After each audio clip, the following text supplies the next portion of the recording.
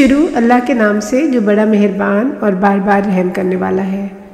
آسمانوں اور زمین کی تمام مخلوق اللہ کے بے عیب ہونے کی گواہی دیتی ہے۔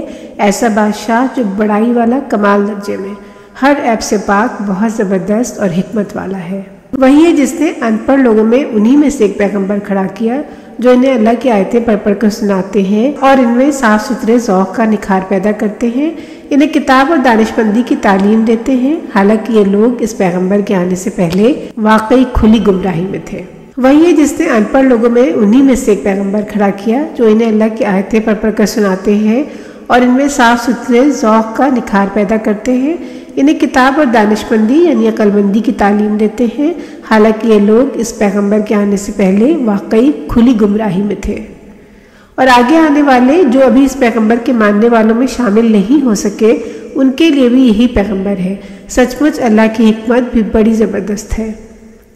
یہ اللہ کا فضل ہے، جسے چاہے عطا کرے، اللہ بڑا ہی فضل والا ہے۔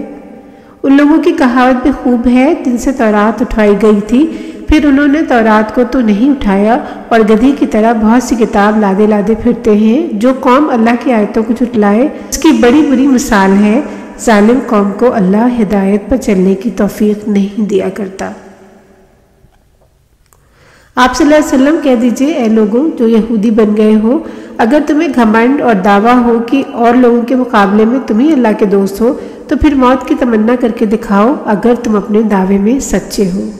اور جو ان کے ہاتھوں نے آگے بھیجا ہے، اس وجہ سے یہ موت کی آرزو کر ہی نہیں سکتے، اور اللہ ظالموں سے اچھی طرح واقف ہے۔ آپ صلی اللہ علیہ وسلم فرما دیجئے کہ وہ موت جس کے ڈر سے تم بھاگے پھرتے ہو، بے شک موت سے تمہاری ملاقات ہو کر رہے گی، پھر تم فوراً لوٹائے جاؤ گے کھلے چھپے بھیج جانے والے اللہ کے دربار میں، پھر وہ سب تمہیں بتائے گا جو کچھ تم کرتے رہے ہو۔ اے ایمان والوں، جب جمعے کی نماز کے لیے اذان دی جائے تب بس دوڑ پڑو اللہ کے ذکر کی طرف اور خرید اور فروخت کو چھوڑ دو، اگر تم جانو تو تمہارے لیے اسی میں خیر ہے۔ بس جب جمعے کی نماز ہو جائے تو زمین میں پھیل جاؤ اور اللہ کے فضل کو تلاش کرنے میں لگو اور اللہ کا ذکر کثرت سے کرتے رہو تاکہ تم کامیاب ہو جاؤ۔ اور جب یہ لوگ تجارت یا کھیل تماشے کی کوئی بھیڑ دیکھتے ہیں تو تمہیں کھڑا چھوڑ کر اسی کی طرف چل دیتے ہیں۔ تم کہہ دو کہ تماشے کی چکا چوند اور تجارت کے مقابلے میں اللہ کے پاس زیادہ خیر ہے اور اللہ سب سے بہتر رزق دینے والا ہے۔